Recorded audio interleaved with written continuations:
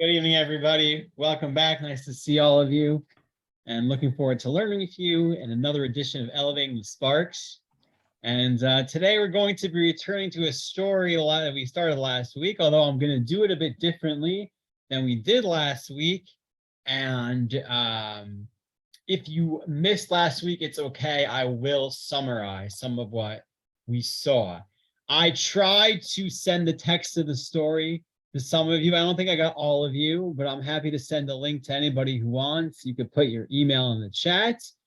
But what we've been discussing Rabbi Nachman of Breslov and some of his teachings. Rabbi Nachman is a radical thinker, very much an impactful thinker. He was an incredible person, although he had a very difficult, tragic life, but in that short life, made quite an impact on the world. How are you, East? Nice to see you. So Rabbi Nachman has many, well, let's be very accurate here. Rabbi Nachman himself, Rabbi Nachman of Breslov, did not write down any of his own teachings, but one of his greatest students, Rabbi Nachman of Nemirov, Rabbi Nathan Steinhardt, did write down a lot of Rabbi Nachman's teaching. Rabbi Nachman's teachings come in different forms, some of which are more typical frontal teaching. His two primary works are Likutei Moharan, but he also has other works. There's Sichot Haran, and then also, and the way it's told is that Rabbi Nachman realized that he wanted to reach a wider audience, and not everyone was up to reading some of his more Kabbalistically inclined teachings.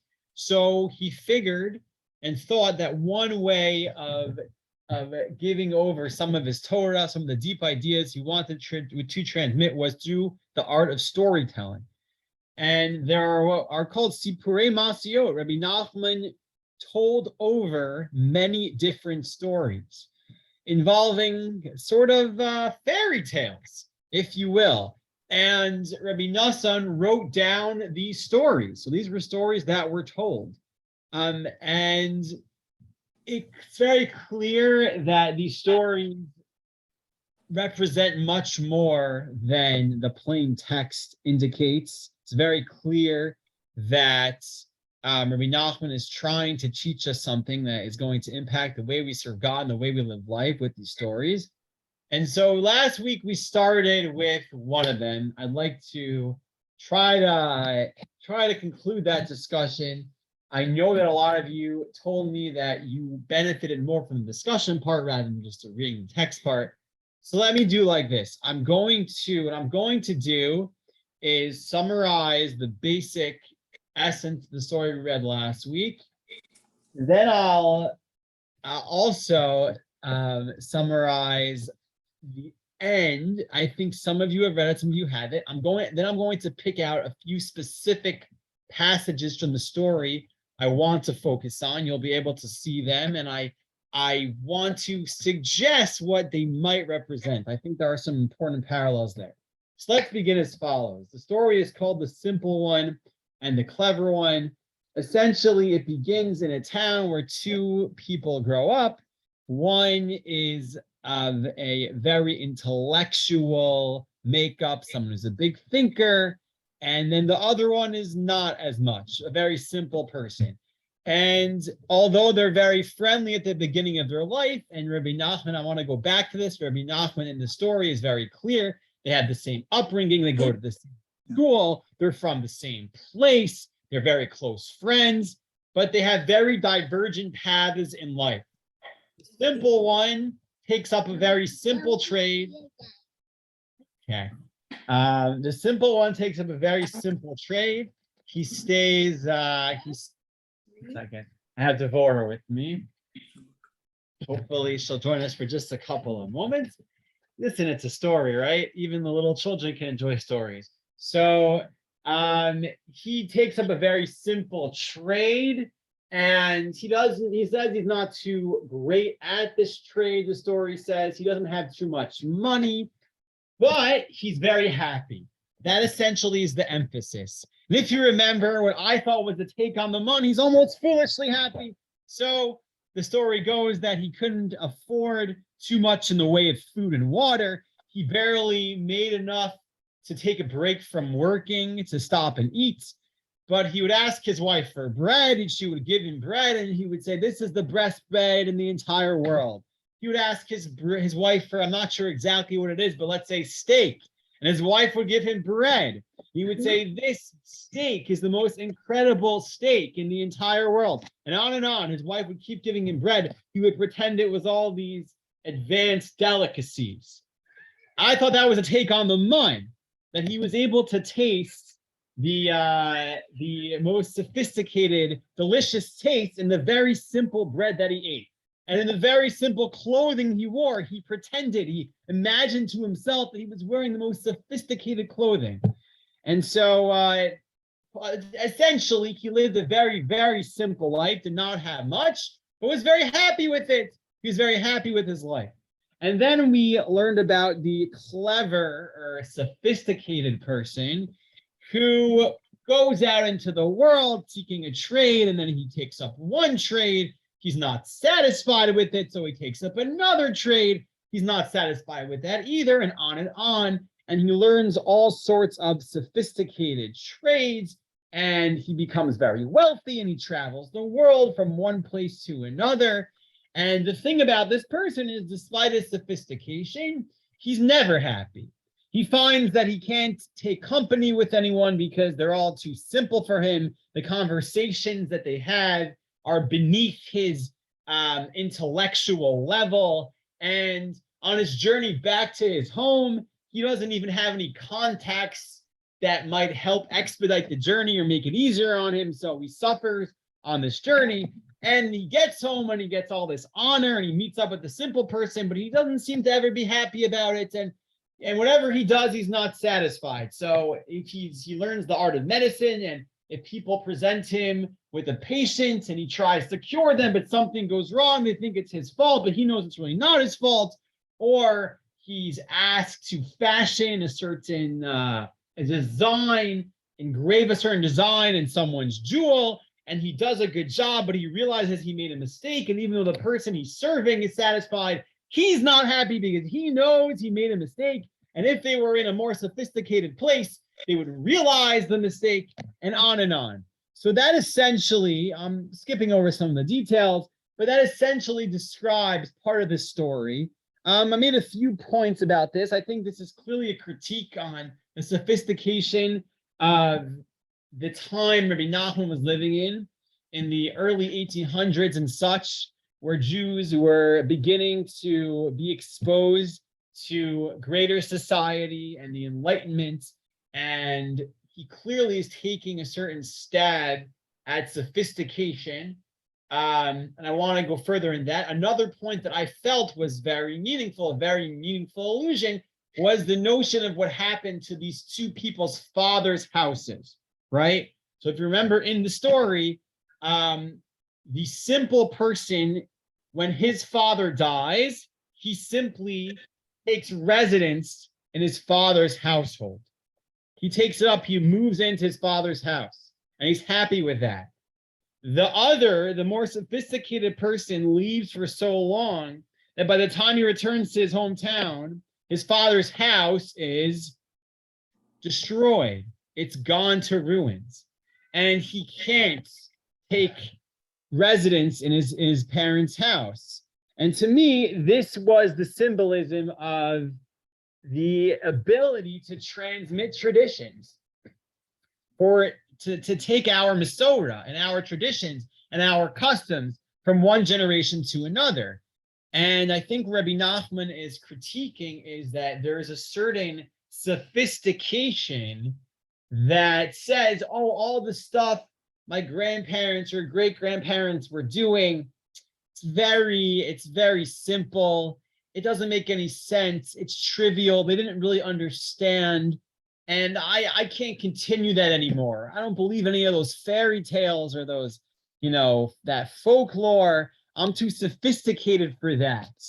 And this sophisticated person ultimately loses out on the value of tradition and his family's heritage. Whereas the simple person, quote unquote, and we have to think about what simple means, but the simple person does not. The simple person simply takes up the residence of his father. He can continue the traditions of his grandparents and great-grandparents and say, look, this is our custom, this is our tradition, this is what we do. And he's happy with that. And the lack of sophistication doesn't seem to bother them. So what we left off with, and here I'm going to move to my slide, we're going to move a little quickly, more quickly than we did last time, was the following.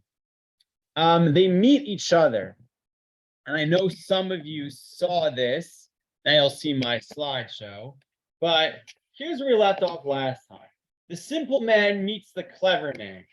And again, the simple person essentially says that, hey, you know what? For as sophisticated as you are, you don't seem to be too happy. And I'll just read this brief dialogue here. Then the simple one said, what would I not give for you to come to my level? Like, if only you could be as simple as me. The clever one answered him, that is possible that I will come to your level if I were to lose my intelligence, God forbid, or if I became sick, God forbid, and became insane. For were you a crazy man?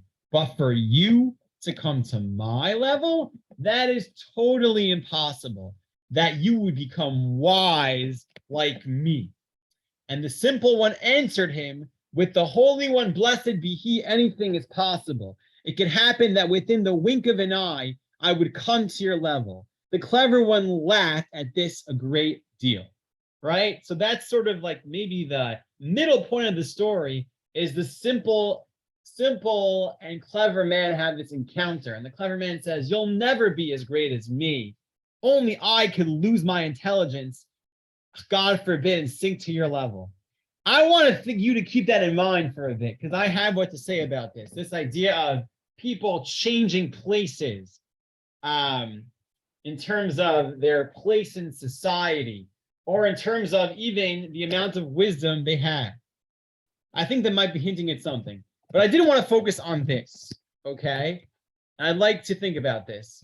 This is the next part of the story, and then we'll summarize what happened next. It says that here's what how the story continues. Even though there are many clever and simple men in the world, in this case, it was especially recognized.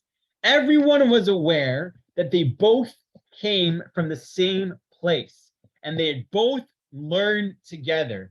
And one of them had become awesome in intellect, and the other one was an extremely simple person. In the census book in which were written all the names of the people of the nation, these two were identified as the clever one and the simple one. So here's what I'd like to ask you, and I wonder if you'll have the same thought that I had, which is, where does this remind you of anything? There's a clear emphasis here that the sophisticated person, the clever man, and the simple man come from the same place.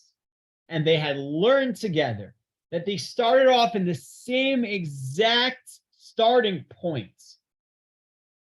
And then they diverged. Does that remind you of anything? Two people starting off who are in one sense the same, and then they had divergent paths. Does that remind you of any stories? Yaakov and Esav. Exactly. Beautiful. Very good, Nathan. That is exactly the thought that I had. I had two ways to go with this. I think they're all connected. Doesn't it sound like Yaakov and Esav, right? Yaakov and Esav are twins. They're literally born at the same time. They're brothers. They start off similar, and then as they get older, they have very divergent paths in life. Let's take it a little further. How are they described? Do you remember? What happens when they get older? How does the Torah describe Yaakov and Esav? How is Yaakov described? Ish Tam. Ish Tam. Ish Tam means, on a simple level, a simple person. Yaakov is described as Ish Tam. Yaakov is described as simple.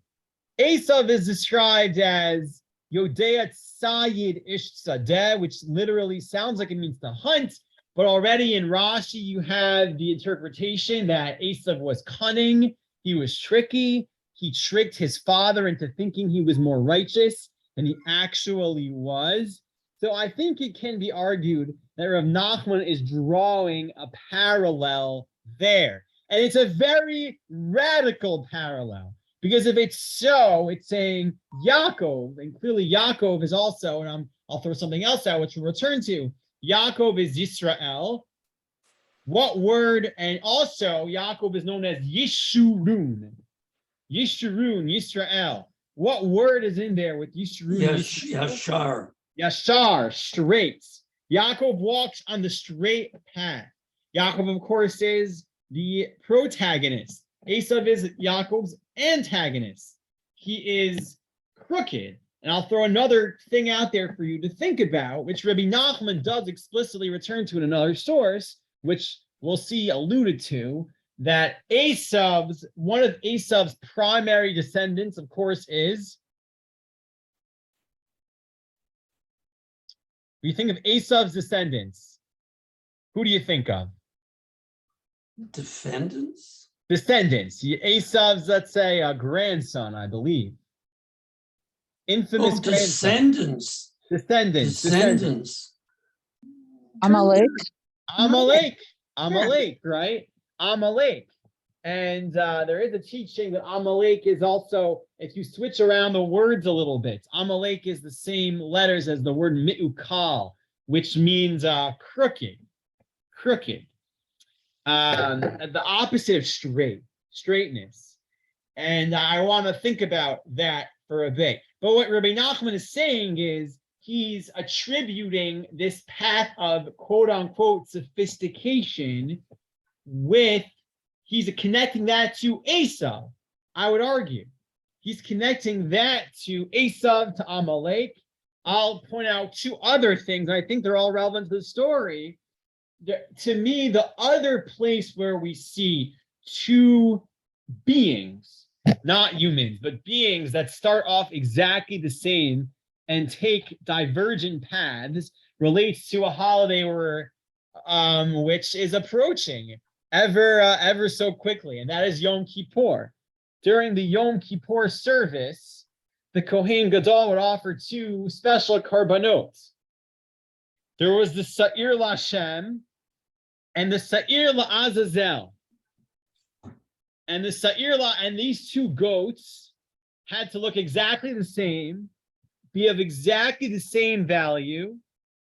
They had to have exactly the same appearance, and yet one went as a karban toward Hashem, and one went la'azazel, which we don't know exactly what it means. There might be some mystical interpretations, but it ain't good.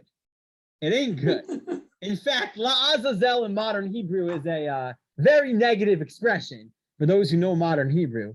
You don't want to tell someone that. So Azazel is bad. And the word Sa'ir also, Sa'ir, Ramban already makes that parallel. Yet Esav was an Ish Sa'ir. Esav lived in Sa'ir. Without getting into, so maybe that's another parallel. Two things that start on the same exact path, they go in totally divergent directions.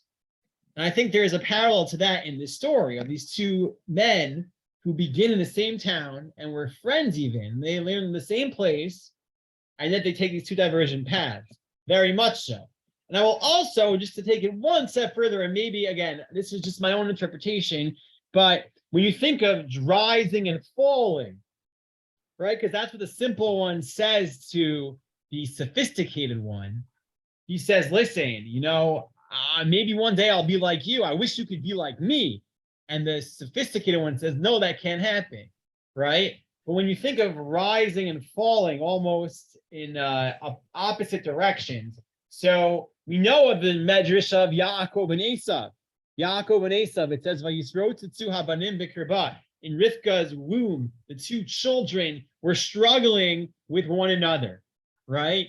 And Rashi says it's because Kishezek comes and Nofel. When one ascends, the other falls. Yaakov and Esav's space in the world are always diametrically opposed. And I think maybe most this is most clearly expressed in the Purim story, right? Because clearly in the Purim story, who takes up the positions of Yaakov and Esav? Haman and Mordechai, right?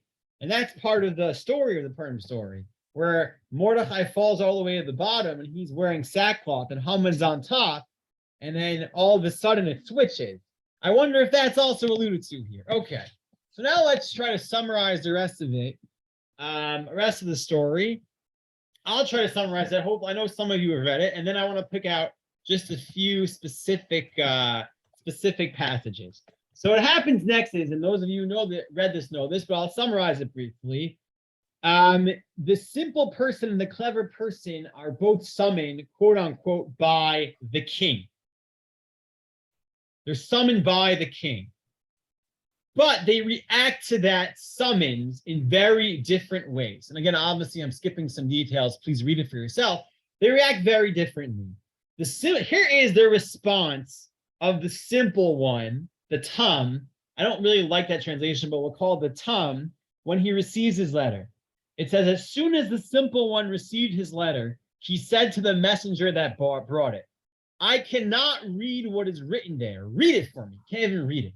The messenger said, I will tell you in brief what is written there, that the king wants you to come to him. The simple one said, just promise me that you're not joking. He answered, it is certainly the truth and not a joke.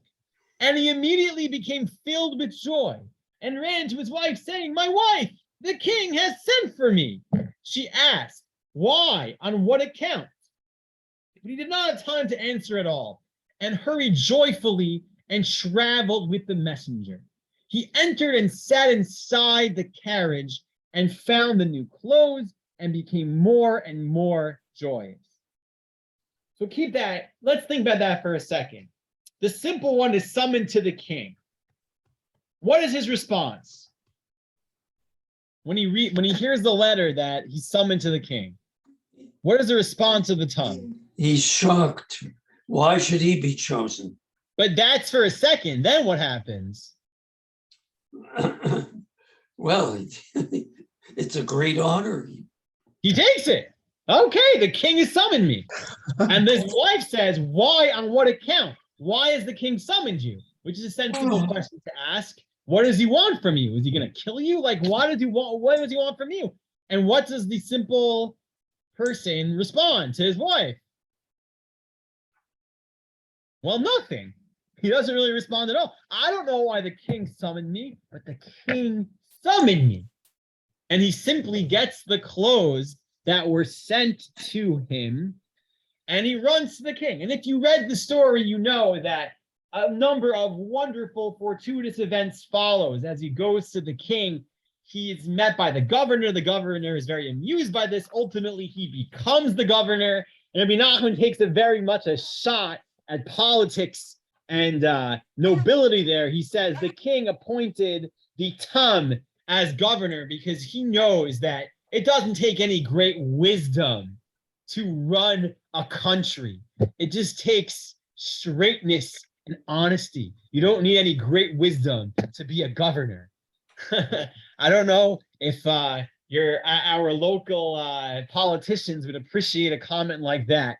Rabbi Nachman saying you don't need to be particularly bright to run a country. You just need to be simple and straightforward and truthful. And he becomes this governor. Tom, that's a Tom.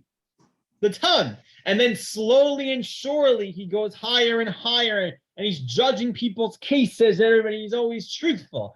And then he begins to learn more because it's known that he's been summoned to the king. And if you're going to go to the king, you have to know the languages and such. And he ends up learning a lot. And he attains wisdom. That's the simple person, okay? Then we have the response of the Ish Chacham. Well, how does the Ish Chacham respond when he learns of this summons by the king? So the way it goes is this very wise messenger is sent to the wise man to tell him the king has summoned him to deliver the letter. Here's what he says. At this conversation with his messenger, he says, what is this that a king such as this would send after me, after a lowly person such as I? And who am I that the king would send for me? Behold, he has such authority and power, and I am lowly and foul in comparison to such a great and awesome king as this. How can it be explained that a king such as this would send after a lowly one such as I? If it is because of my wisdom, what am I compared to the king? Does he not have his own wise men? The king himself must be very wise, so how could it be that he's sending for me? And he was very bewildered by this. Then he spoketh and said to the clever messenger, listen to what I say. In my opinion, and it is certainly clear and can be proved or proven, the king does not exist at all. There is no king. The whole world is mistaking in this nonsense, believing that there is a king. Consider it. How could it be possible that all the people of the world will allow themselves to depend on one man who is the king? Certainly, there is no king at all, right? So what happens when the king summons the wise man? It's interesting. What's the initial response of the wise man the king summons? What's the initial response? Why is he calling me? How would you, what attribute is that, would you say? Why is he calling me? He's so much greater than me. What attribute is that, would you say? Well, it's false modesty in this case. A certain modesty, but then that modesty quickly turns into a denial. It doesn't make sense that God would summon me. Who am I? If there is a king, he must be so much greater than I could ever be. Why would he want me? It must be that there is no king. Now let's take a step back. I think, I don't even think this is too much extrapolation. What clearly does the summons by the king represent? Who's the king? Are you talking about God? Or are you talking about it's got to be human Hashem, king? right? Clearly, it's got to be God. I would argue that this paragraph in the story, summarizing the quote unquote sophisticated person's response to a summons by the king, is reflecting a certain argument for atheism that exists, right? What's one of the arguments? Well, why would an all-knowing, perfect, infinite God, why would such a being, of all-powerful creator, want anything to do with humans of flesh and blood? Why would any all-powerful being want anything to do with this finite world of people who need to eat and drink and have very imperfect lives? Why? Who are we? Who would we be to have a connection with an ultimate God? Right? This is a very common argument. Why would and it's a good question, isn't it? But the response of the sophisticated person in this story is, you know what? There is no good answer to that question. And so there must be no king. And you know what? The whole thing is nonsense and it's all made up. And even though he gets a summons by the king, which could be represented in many ways. Maybe that summons is literally a summons, like some sort of prophecy. Maybe it's the Torah. It's God reaching out to us to have a connection with him. And he says, no, it can't be that God would want such a thing. What would he want from us? Why would he want a relationship with us? There's no reason for that. So there must be no king. It must be he doesn't exist at all. As opposed to the simple one. Who, when he hears he gets a summons from the king, instead of wondering, well, why would Hashem want me to serve him? Or in the story, why would the king want me? He simply says, the king wants me? That's incredible. And he goes. So this is already an interesting thing to consider, which is the better response in the end of the day. Now, maybe many of us would have said, listen, what? Blind faith, blindlessly following the summons when you don't know why or how. It's not the best way to serve God. It's not a very knowledgeable service of God. But in the end of the day, what is the end point of this sort of thinking? In the end of the day, the person who simply follows the summons ends up making it to the king. Whereas the sophisticated person, quote unquote, who asks all the good questions, you gotta be careful when you ask those questions. Because here the questions lead into denial of the king. And he leaves.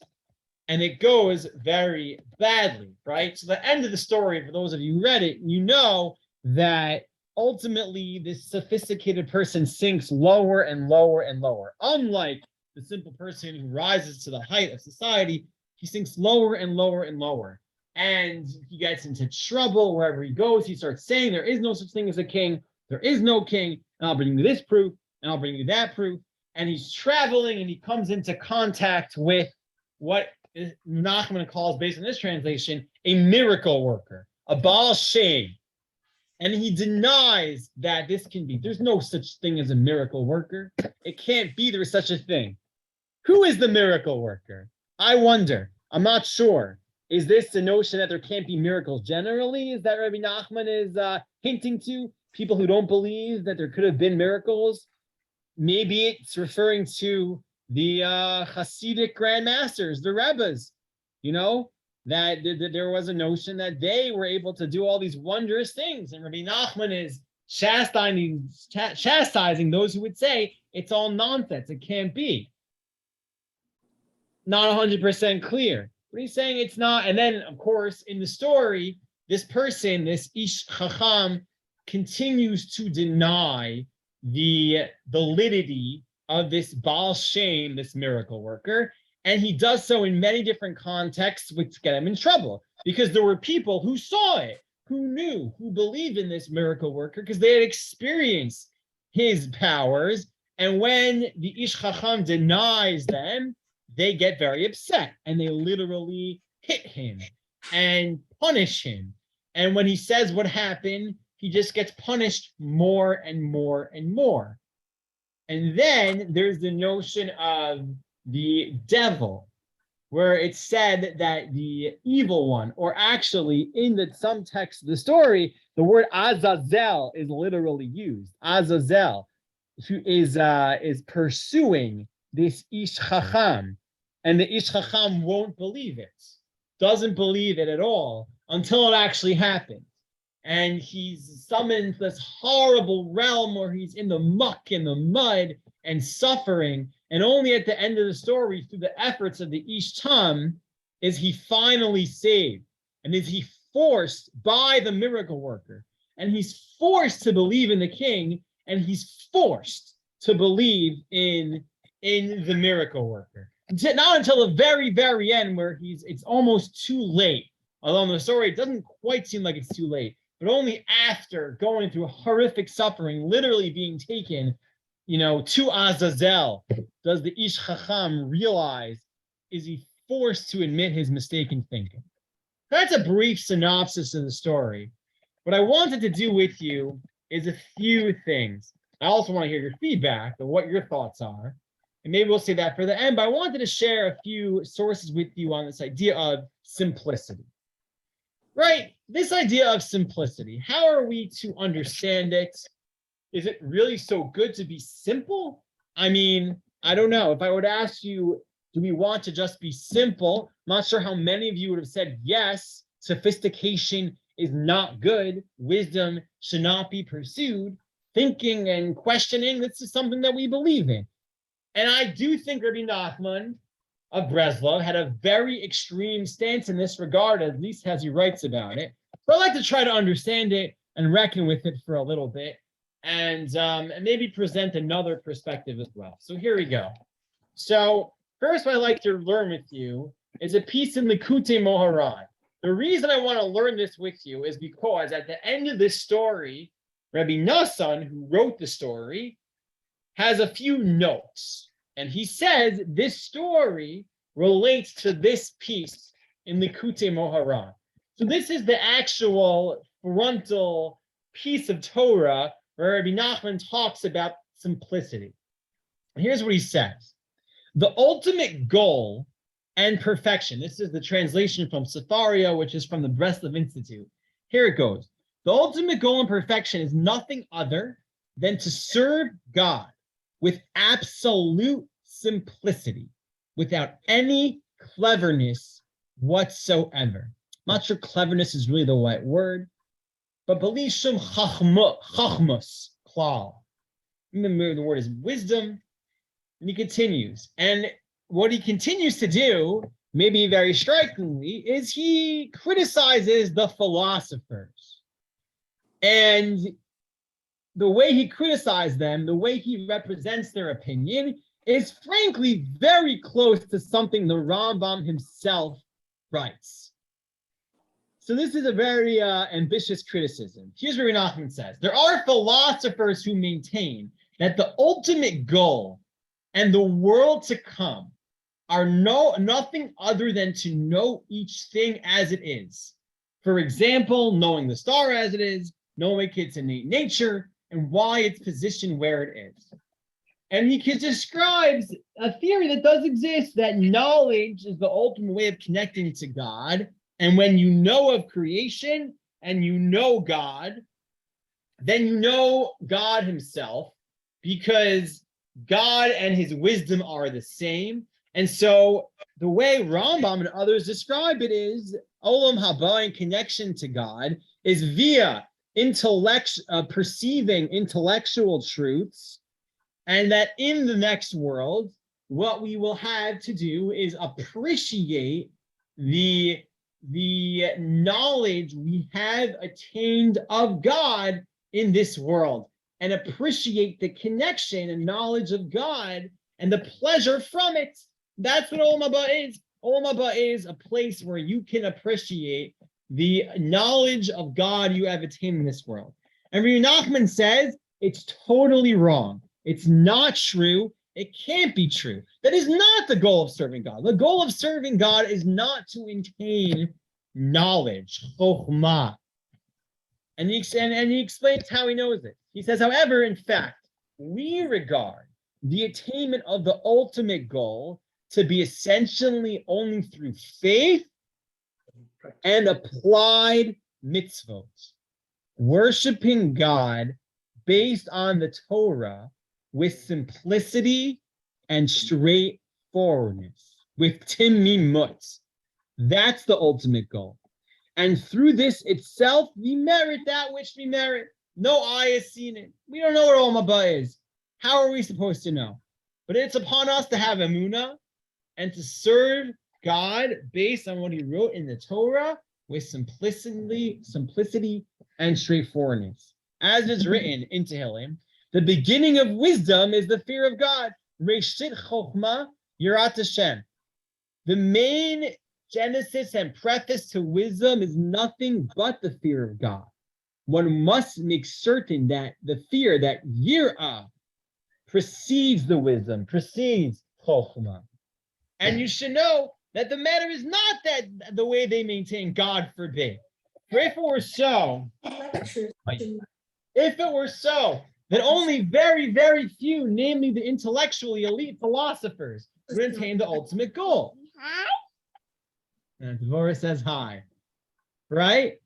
What are the ordinary folk who lack the mind for engaging in philosophical inquiry to know the necessary truths? They are the majority and nucleus of the world. How would they attain the ultimate goal? In other words, just give me 1 second. I'll be right back. Okay. In other words, excuse me, point being, if the ultimate goal of life is to attain knowledge of God, what of the simple person? Your average person cannot attain this knowledge. They might not be so sophisticated. That would not be fair. How could that possibly be the goal of life?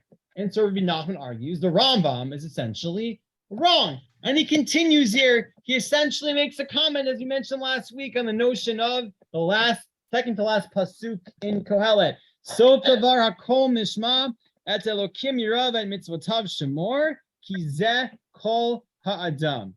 The ultimate goal is et Elokim yirah, fear of God, then mitzvotav shemor, and keep his commandments.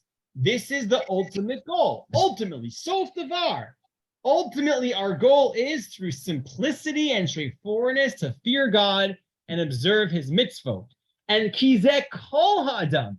Anyone can do that. Anyone can have fear of God. Anyone can keep the mitzvot. You don't need a PhD in philosophy to be able to do that. That is Rabbi Nachman's argument. Okay? So this is certainly part of what he's saying in his piece. To serve God with simplicity, to have Yiras Hashem, and to do the mitzvot is so much more important than the pursuit of wisdom per se. That's his argument. I imagine not all of you are in love with that argument.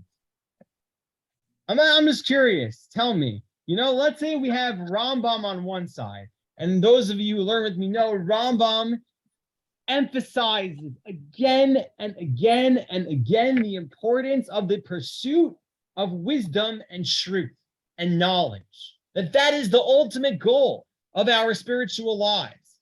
And Rabbi Nachman is saying, not so at all.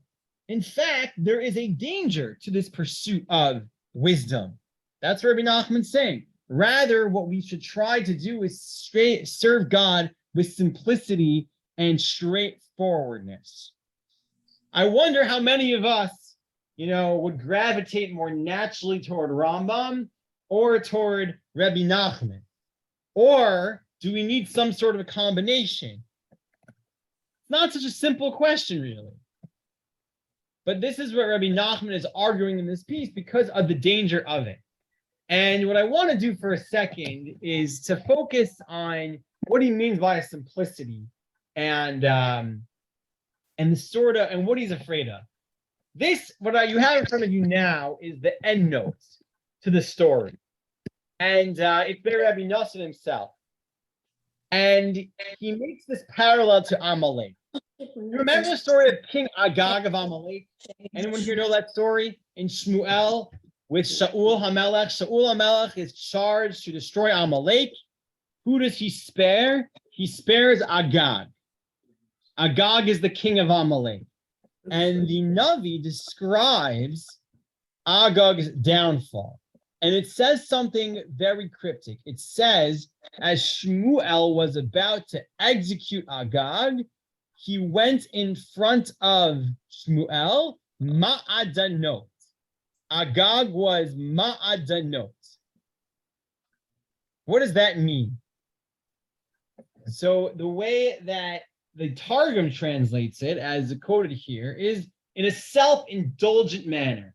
Even at the very end of his life, Agag, king of Amalek, even as Shmuel is about to execute him for his crimes, Agag is saying, I'm good. It's all going to be okay. I don't have to worry. It's only at the very end that he says, Achein Sar Mar Hamarvet. Ooh, wow. Looks like, the Mar Hamavet, the master of death, is finally upon me. And Rabbi Nachman connects this idea of Agag and Amalek to this sort of chokhmah.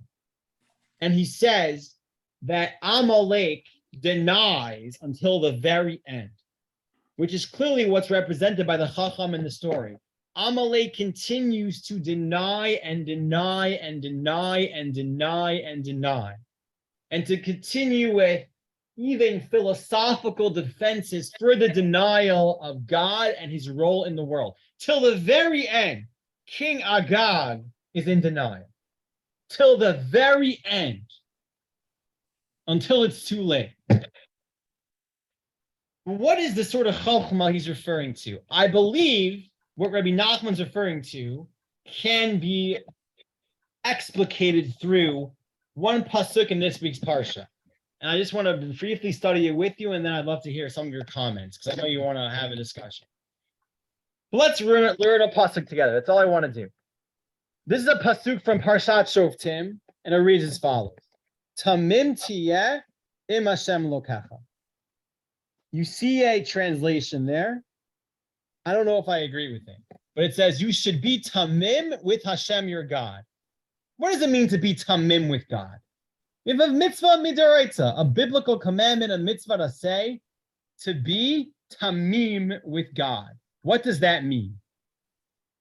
Give me a guess. What does the word tamim mean? What could it mean? Rabbi, it was Abraham also? Yep. During Abraham is said to hitalech lifanai v'yeh tamim. Correct. Hashem tells Abraham to walk in front of him and be tamim. What does tamim mean? From I want to give a guess. There's two directions. Yeah, from Tom. Tum. Mhm. So one direction is, it means simple. We'll get to that. You know, I was expecting you to say that because that's what we've been talking about. The other word for tamim is perfect. You shall be perfect with Hashem your God, wholehearted. So what does that mean? We have to be perfect, or we have to be simple, with God. This is a biblical commandment. It's in the Torah. You have to know how we should fulfill this commandment. So I'll share with you two different interpretations in some of our basic Gedolei Harishonim. So we have Rashi. Rashi is commenting. It's based on Midrash, but it's also based on the context. The context of the Torah is saying that there were all sorts of methodologies in the time of the Torah of divining the future, quote unquote. Different forms of black magic and sorcery, which were believed to tell one other future. And the Torah says you're not allowed to use those. Onein or mechashef or chover chaver, shoel ovi adoni. There are all these sorts of sorcery which one can use to tell the future. The Torah says you're not allowed to use those forms of sorcery to determine the future. Rather, tamim tihiyeh im Hashem lokecha. What does that mean, tamim? Here's what Rashi says. Hitalech imo bishleimut. So Rashi says this, walk with him with completion or wholeheartedly. Utitzapel lo, and await him. Below tismoch al menachshim al me'onanim. Be wholeheartedly reliant on God. Don't rely on anything else. That's Rashi's interpretation. It means not relying on anything other than God. But what would give one the confidence to do that? That leads me to the interpretation of Yosef Bechor Shor, which I think is going to be very helpful for this discussion. Here's what Yosef Bechor Shor says. Tamim tihiyeh. How should we be tamim with Hashem? Ke'ish tam, like a simple person. She'eno midadek umarim im boro, who isn't particular or cunning with his creator. Elomasha kadosh baruch hu me'vil yado lokeya. Whatever Hashem brings into his hand, he takes. Ve'eno mitzapeh ki im l'ritzono. He only looks for his will. Hein tov, hein chiluf, whether it is good for the person or the opposite. V'yomar, and he says, Hashem hu atov be'enav ya'aseh. Hashem will do what is good in his eyes. So how is Rav Yosef Bechor Shor defining simplicity, being simple with God? What does that mean in this context? How is one simple with God? Don't examine too much. Don't examine too much. Okay. What specifically is he saying that you do? Masha kadosh baruch hu me'vli yado lokeach. Whatever Hashem brings into his hand, he takes. Meaning to say, a person won't look to these other forms of divining the future if he says, listen, whatever Hashem is going to bring into my life, I'm going to take whatever it is, whether for the good or the not so good. Meaning to say, in this context, the opposite of simplicity would be to look for some other method, some external method to determine the future. And the simple person doesn't need to do that. They say, whatever Hashem wants, that's what I'm going to do. In other words, I think what it's describing is I'm got a crying baby here, a simplicity of commitment. I think the ultimate, and maybe Rabbi Nachman isn't only saying this, but I think it's the most important thing to take from him. Our commitment needs to be with tamimut and straightforwardness. Our commitment needs to be predicated on a faith in God. And tamimut means what Hashem wants from me, that is what I will do. Ultimately, that is my commitment. Now, does that mean one can never ask questions? I don't think so. What I think it does mean is that whatever questions I have, ultimately, they shouldn't or they can't affect my direction. Ultimately, the path in life has to be with tamimut. What Hashem wants for me, I will do. The opposite, I think the chakmut that Rabbi Nachman is discouraging is the unnecessary complication in our commitment. Once our commitment gets complicated by these questions, once we start asking things or investigating or studying in a way which complicates our very core beliefs, that is where you know that's not being tamim. If you find that you have to, in this context, look to other pursuits to justify your relationship with God, you find that that simply following a mitzvah isn't good enough. That I can't just follow the mitzvah because I need to do something else, or I need to, but it's not. I have to. It's not satisfying to me. That I think is what Rabbi Nachman is describing, unnecessarily complicating that commitment. So I think then that we can search for chokhmah, but it has to be that chokhmah only builds on that simple commitment, on that being tamim with Hashem, and doesn't detract from it. And that's what I think Rabbi Nachman is encouraging. But that being said, I did want to share one more source with you, and then I want to hear what you have to say. And I'm sorry I'm going a little bit long here, but I wanted to share a Maharal with you. And the Maharal, I found it very helpful. The Maharal here actually is talking about simplicity, what you might say, timimut. And he makes an interesting comment. He says, we often find in Tanakh, timimut, being tam, is in the same context as being yashar. Tamimut and yashrut are often adjoined and associated. So what's the difference between the two? Here's what Maharal says. Very interesting. He says, "Ha'hefresh asher b'neihem." Here's the difference between being tamim and being yashar. Ki hayashar mitzad sichlo v'chokhmato mitboneim la'asot yashar. What is someone who is upright, who is straight? They use their intellect to do what is straight. Va'tamim hu sheholech b'derech hayashar me'atzmo. B'li shom hitbonanot. Rak holech b'darko b'tmimut. Tamim means you don't need to make use of your intellect to follow the straight path.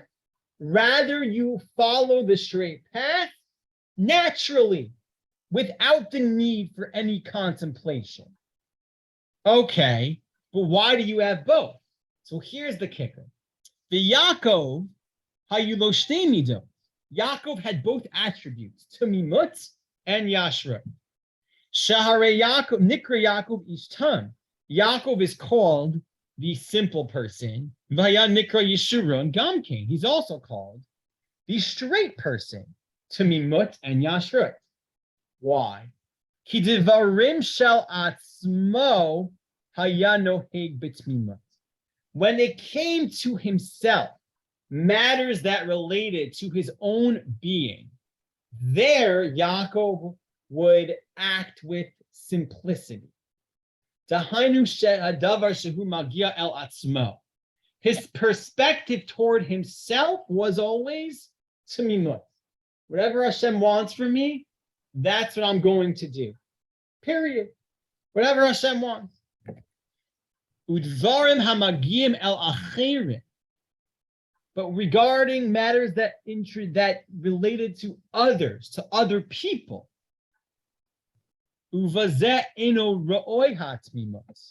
there, simplicity is impossible. It's not appropriate.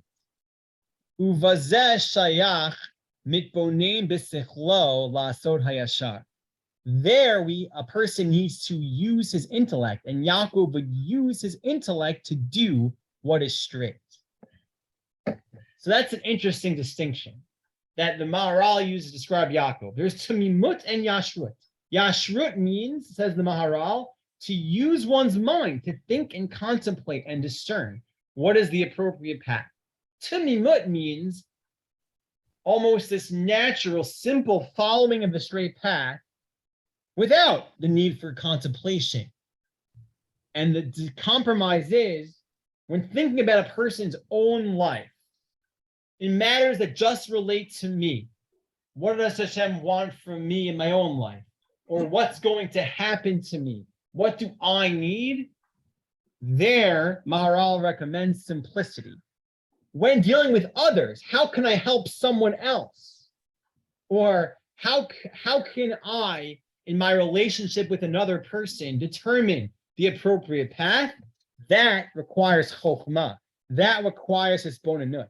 That requires thinking and contemplation. You can't afford to say to someone else, you know what? I'm just going to be simple. I'm not going to think too much. No, regarding others, Maharal says, there we need to be yisharim. There we need to use our intellect to determine the appropriate path. Rabbi. I think that's what I wanted to say about Rabbi Nachman and his point here. It's a very radical view of simplicity, and I'm not sure that it's always the appropriate path, but I do think that there is something to that simple faith and commitment, that our commitment should be grounded in a simple commitment to God and what he wants from us. And beyond that commitment, there I think is a room for chachma. Okay, I do want to hear what you had to say. I know that was a lot. But thank you. Wally, thank you very much. I appreciate it. On your last point, Rabbi, Yeah.